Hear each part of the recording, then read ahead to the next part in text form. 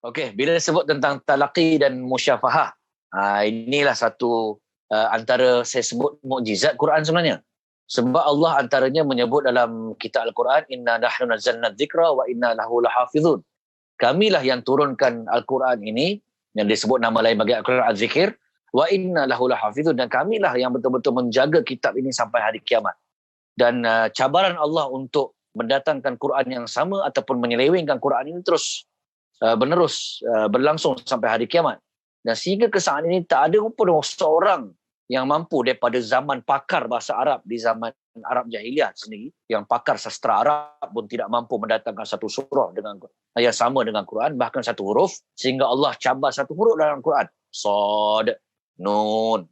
Mereka masih lemah lagi untuk mendatangkan ataupun cuba untuk menyelewengkannya pun juga masih lagi gagal sehingga akhir zaman, walaupun ada usaha-usaha ke arah tu. Maka antara keistimewaan mukjizat asbab musabab Allah kata macam mana ia boleh terjadi adalah wujudnya penghafaz Al-Quran. Seluruh dunia bila kita tanya pergi baca Quran macam itulah bacanya. Sebab ada penghafaz-penghafaz. Maknanya pendek kata kalau worst lah pun Quran ni dibakar satu dunia. Mustahil lah jadi begitu kan. Tapi kalau kita berfikiran begitu, masih lagi Quran ni terjaga dengan penghafal-penghafal Al-Quran ini.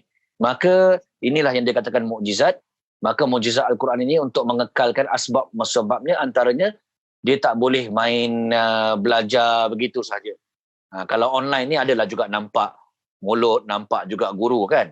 Tetapi dia kena ada talaqi wal musyafah. Talaqi ni diambil daripada perkataan liqa' lah. Dan talqin pun ia juga ada setengah kata liqa' berjumpa. Dia juga menyebut kata talaqin ni ada kata mengajarkan, macam kita talqin mayat kan.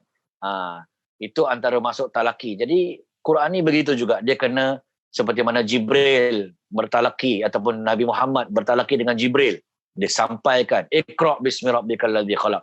Nabi pun ikut iqra bismi rabbikal ladzi khalaq. Ya. Maka ketika itu tambah pula bila kita membahaskan tentang membetulkan bacaan Al-Quran supaya Quran tak lanat kita ni, adanya musyafahah. Musyafahah ini diambil dari perkataan syafah, iaitu dua bibir. Sebab as'abul lughah disebut dalam ilmu fiqhul lughah, sesusah-susah bahasa kat dalam dunia ni adalah bahasa Arab. Sebab kalau ganti nama saja bahasa Inggeris mungkin ada berapa? 4, 6. Bahasa Arab ganti nama aja, dia, mereka, saya, awak, awak berdua, awak bertiga, awak berdua lelaki, awak berdua perempuan. Berbeza semua tu ada 14. Ambil daripada isim dalam bahasa Arab mufa'alah. Dia saling. Dia kena ada dua interaksi, dua pihak. Tak boleh seorang saja. Sama juga tadarus, diambil daripada wazan yang sama. Tadarosa, tadarus, mufa'ah kan. Jadi bila kata bersama-sama tak boleh macam Ustaz Zakaria sebut tadi. Seorang je syok sendiri baca, tuan gurunya makin mahir. Anak murid terkebil kan malam-malam. Dan pengalaman saya mengajar Quran pun begitu. Bila kita tambah pula kat masjid surau, tempat yang public kan. Bila nak suruh seorang-seorang, makin lama makin surut kelas tu. Makin lari orang, ya tak? Akhirnya kita terpaksa buat bacaan bersama-sama lah. Adalah sikit, tambah sikit dengan makna, dengan tafsir sikit secara ringkas. Bila baca sama-sama. Tapi bila baca sama-sama ni kadang-kadang sangkut menyangkut kan. Yang tak mahir tu pro dia bagus, dia boleh lah. Dia kata dia belajar benda yang salah daripada kawan yang dia ikut. Itu pro dia lah. Maka dia tahu dia belajar secara kesilapan melalui kawan-kawan dia. Tetapi Quran ni ada satu ketika kita kena bagi sanad, kita kena sahkan. Guru kata okey boleh kamu graduate. Maknanya dia kena pergi bacaan yang seorang-seorang yang okey ni betul, boleh diijazahkan, keluar daripada ataupun boleh lulus daripada kaedah harakiah. Kena ada guru yang mengesahkan tu.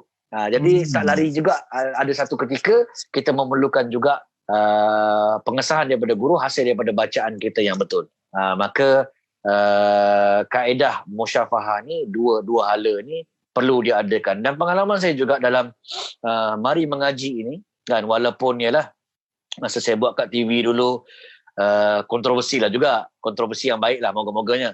Sebab sebelum ni mindset belajar mengaji mesti ustaz pegang rotan kan, garang kan, muka bengis kan.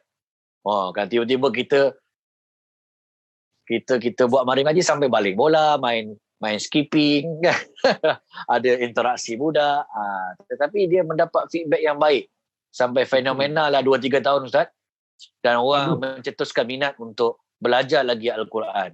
Tetapi ialah sudah pasti kat TV itu dia sebagai perangsang. Mesti kita jumpa lagi guru-guru kat luar sana untuk talaki dan musyafahah tadi. Kalau kat dalam TV tu saya bolehlah betulkan budak-budak kan yang studio tu mungkin 6 orang. Tapi 5 orang, 6 orang kan. Tapi yang ramai lagi rakyat Malaysia tu macam mana kita nak talaki musyafahah? Kenalah datang ke kelas-kelas. Kalau mak bapak boleh mengajar, untunglah alhamdulillah bagi kanak-kanak.